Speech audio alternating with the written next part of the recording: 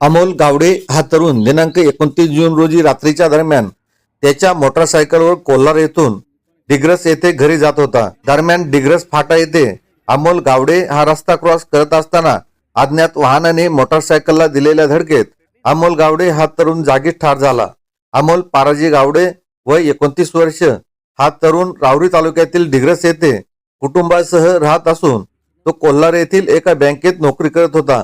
दिनांक 29 जून 2026 रोजी रात्री अमोल गावडे हा बँकेतील काम आटोपून त्याच्या मोटरसायकलवर कोल्हार येथून डिग्रस येथे घरी जाण्यासाठी निघाला होता। रात्री 10 वाजे दरम्यान अमोल गावडे हा डिग्रस फाट्याजवळ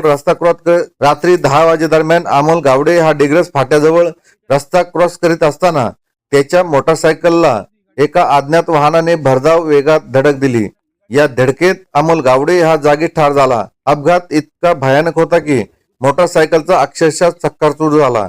घटनेची माहिती मिळताच परिसरातील काही तरुणांनी घटनास्थळी धाव घेतली। तसेच सहाय्यक फौजदार तुळशीराम गीते व पोलीस नाईक सागर नवले यांनी घटनास्थळी हजर राहून स्थानिक तरुणांच्या मदतीने अमोल जाधव याला रुग्णवाहिकेतून राहुरी येथील ग्रामीण रुग्णालयात नेण्यात आले।